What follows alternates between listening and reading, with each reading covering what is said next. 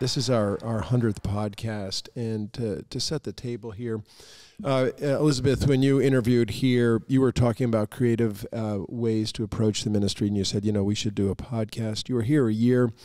We were so busy doing what we were doing, and we never got around to the podcast. And then you and Justin and I sat down, and we were in the sort of the wave and had crested in the pandemic, but we were still having pandemic issues. But the worst of it was over. But we were trying to figure out how to spiritually feed our people. What did they need? We felt they needed Jesus, and they needed the Scriptures. And voila, came the idea of the podcast.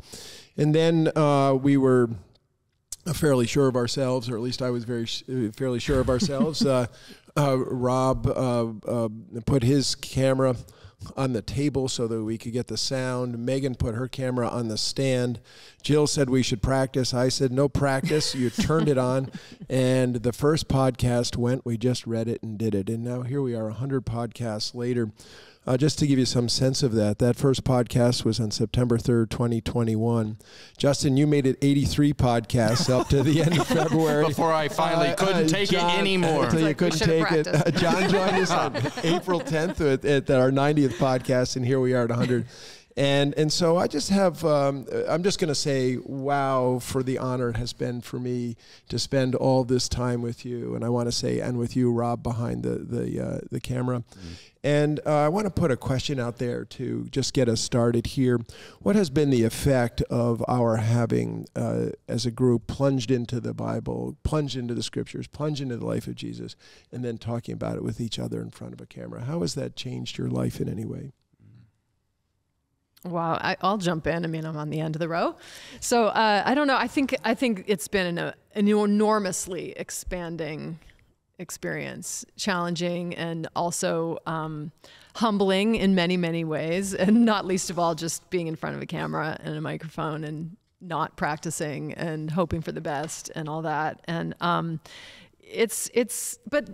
putting all that aside, just digging into the Scripture every week when you're not preaching, I think it's such a rare thing among busy clergy in any church. If you're not the preacher, you kind of get a pass, and you do other things and you do all the other stuff. But here, I mean, it's been such a rich discipline to pour into the gospel, come together and just discuss it. If we did this just on our own, it would be worthwhile. But to share it with people watching and listening and to hear feedback and to engage people week to week, it has completely transformed my experience as a parish priest. I think there's just so much to say. I'm not going to hog all the time. Yeah, but that's off to a good start. Yeah, that's two thumbs up. Yeah. And apologies for all the, mumbling along the way, here and there. But Oh my gosh! I just say in my new office in Greenwich, I have a photo which you all gave me on my way out the door.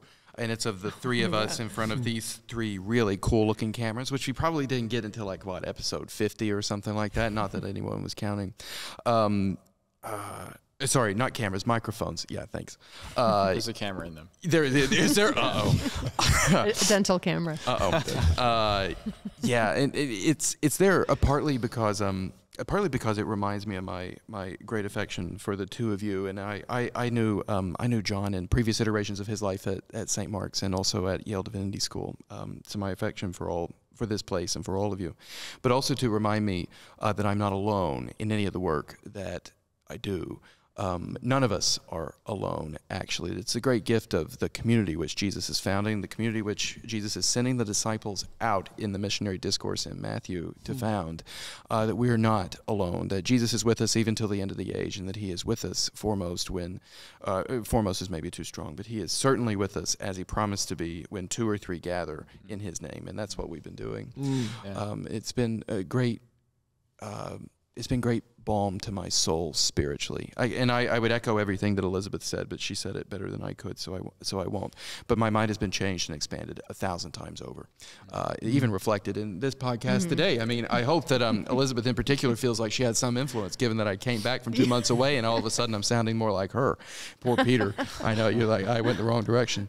But anyway, it's been spiritual balm for me. Beautiful. Super beautiful. John?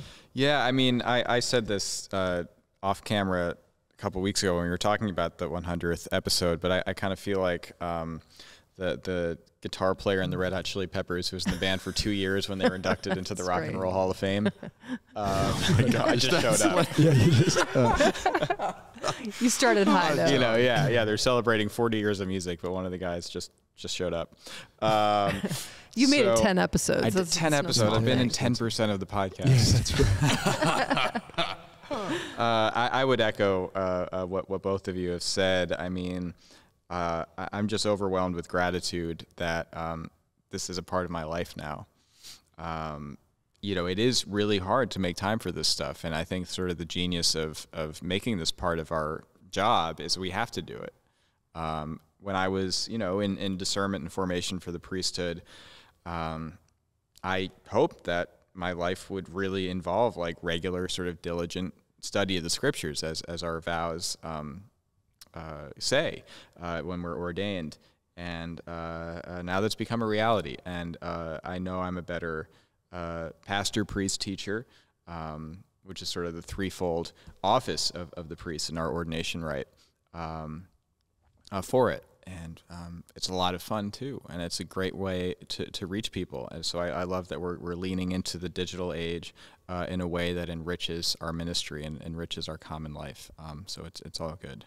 Yeah. Oh, thank you for that, John. I mean, part of the reason that you were called here was because of the podcast and in trust in who you are as a person and as a priest and as a man of the Spirit and your brain. I don't know. I think that for me, that it is also like you two caused a deep and profound change for me and in my experience of the priesthood too. And just that the content becomes the center of your life. And it has changed my relationship with Jesus and deepened it, and it has certainly changed my relationship with the scriptures, and in particular, I might add the Hebrew scriptures. I've become so excited about the Hebrew scriptures. I feel like I have a tremendous love for Judaism and Jewish people. I mean, it sounds like a funny thing to say, but I am so enlivened by the richness of Jesus as a Jewish man embodying the scriptures, and how I unfortunately viewed him through a Christian lens, and therefore I robbed Jesus of the fullness of who he was and who he is, what's being presented to us. And so that's also had a huge change for me, both in Jesus, the Hebrew scriptures.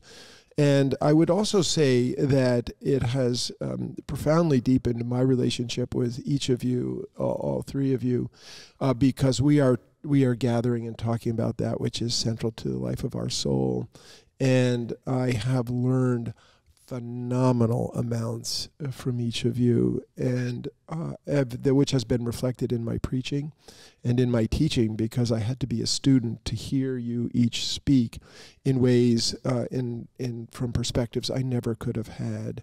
I mean, Justin, I always say that you read all the books that I never even bought, and remembered what they had to say. You know, when I was in seminary, some of them Joel read and then told me. Yeah. I mean, I had 2 kids and a dog that pooed on the carpet. I got turned down the ordination process in an auto accident and broke my back. So I wasn't exactly sitting around, thumbing through extra texts. And could have been from Matthew chapter 10. Yeah. I was just like, oh my gosh. Or Job. And Right. And Elizabeth, you have taught me tremendously about a whole different way to interpret Jesus in the scriptures that I just was simply not exposed to, period. I didn't even know about it. You started talking about people I never even heard of. At least I heard of John Chrysostom. I didn't read it, but at least I heard about it. And John, I've had the great honor of being your sponsoring rector for the priesthood, and listening to your life for so many years. And I have a great sense of the depth of your being, and it is a beautiful, beautiful thing. And you have something to offer the world that few have to offer. And so I'm honored to hear what comes out of your mouth in the depths of that. And I do want to say that, Rob, would you just take your headphones off and come around here for a second? Here. Rob is behind the camera, but Rob for the job. Rob, come sit, get your head low enough so you can be here. get lower here. Rob, you have been an instrumental part of all this, and I know you're part of the jokes that we all have. But you've had a huge impact on this and all of us too. And folks, we're going to have a pod in which Rob is the man. But Rob, I don't know if you want to say just a quick word too. We'll do this at another time, but. Oh, we can save all that stuff. No, I mean, Rob, would you speak closer to the microphone?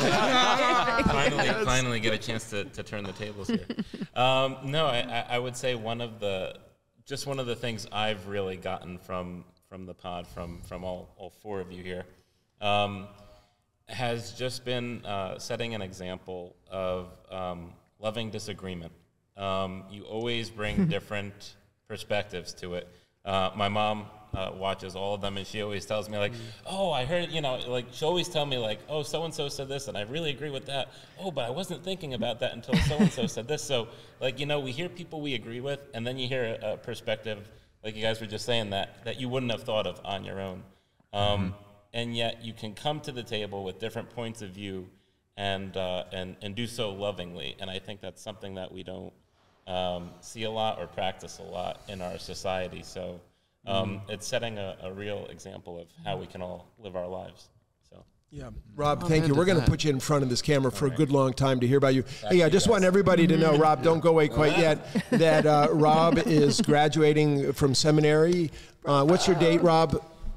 June 16th, so by the time this airs, I will have graduated. Oh, wow. Awesome. Bravo. Hey, Bravo. Yeah, Rob, lots to bravo with you, Rob. So we're going to do that when you come back from all that. We're going to talk about that. We're just going to spend another minute or two here, and thanks for hanging in. If you can't hang in anymore, we appreciate your clicking away too. But I just want to, we've all had a chance to share for a moment, just if there was another thing. I mean, not everybody loves the podcast. Sometimes I made mention that someone said sad. Sometimes people pick on you, Elizabeth, because you're a woman. Just anything else about the pod and you're becoming putting your thoughts out in public to get mushed and mashed. The experience of that. Not everybody loves the sorts of stuff we rattle on about. Right. I would start with the fact that when I said this has also been a humbling experience, I think that has to do with never having enough time or presence of mind to say everything I want to say, or well enough what I hoped I'd say or thought about, and then also hearing what you all have to say and not being able to fully respond or process until later. I mean, that's humbling. And I know that I would just like to say that whoever watches us, I hope we serve as just a template for what it looks like to get together and talk about the scripture. I mean, no one person has all the insight ever, or never will, and never has perfect insight. And the richness is just in the doing of that. And it's just making pathways in our hearts and minds to go deeper. So, whatever we say and however much people disagree, it's just bits and bobs of what we think that day. I mean, it's sort of all the best. We bring ourselves and put ourselves out there knowing we hardly know anything, and we've studied, but there's so much to learn from this for the whole of our lives. Yeah. So anyway, that's what I think. I think that we have had a lot of critical comments, but many positive comments. Some speak to our faces about the content. We don't see all the comments in print, but I think it's good. It's good to be provocative and to get people thinking for themselves. And I don't think people give us nearly the feedback that they could or think they can. I hope people will give more feedback as we go along. I'll say I've been really moved by the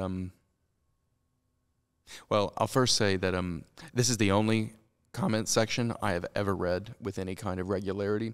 I most often think that comment sections, especially for like major newspapers like the Times of the Journal or something like that, I mean, you want to talk about fear him who can destroy both body and soul in hell. This worldly hell is the comment section. Oh my gosh. But the comments, there have been, like anything, right? There have been bumps along the way with our public comments. And the bumps are all good, right? We disagree with each other, so bring it on, right? If you think you've got the truth, tell us, help us, right? We're all looking for the truth here.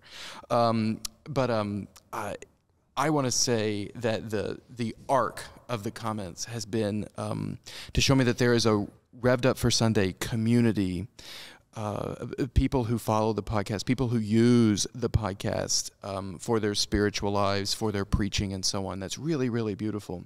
And I love when I got to meet Father Tony at the diocesan convention for the Episcopal Church in Connecticut, and Tony came up to you'd met Tony, and Tony came up to me and he was like, "Hey, I watch the podcast every week and it helps me to preach and all this stuff." And I was like, "Are you kidding? You watch the podcast?" I mean, I'm like, does anybody other than my mother and your mother watch the podcast? My friend Jonathan Cott watches every single episode. That's amazing. Has not missed an episode. in our heart. I'll just say that. Oh my gosh. He's a great part of our community. Just to say, I know that there are a lot of clergy who watch the podcast, and there's a community of priests for whom the podcast, priests and pastors from other traditions, for whom the podcast is a crucial part of their life and the life of their congregation. I mean, I've been been so blessed to have a marvelous clergy colleague in Meg Finnerud in my early days at St. Barnabas, and Meg's last Sunday is June 18th, which will either I don't know if that's going to be past tense or if it's future tense by the time this thing airs. But in any case, Meg will be leaving St. Barnabas. And so then I'm going to be entering into a different season of my priesthood, which I've never experienced before, a season of my priesthood without a sustained clergy, sustained priestly friend or colleague in the parish. And so I can only think that this podcast, like I know it was for Father Tony, is going to become just even more important. So for all those people out there who are using this thing to try to have some approximation of the experience that I got to enjoy for 83 episodes in a row, just to say you're not alone. And what a great pleasure it is, what a gift it is to the people of my parish, St. Barnabas, which Jewel and I really, really love, that they now, today, for this podcast anyway, they get to learn from the three of you. And, you know, they're welcome to tune in just so long as they keep coming to St. Barnabas, too. But anyway. That's so funny. Yeah.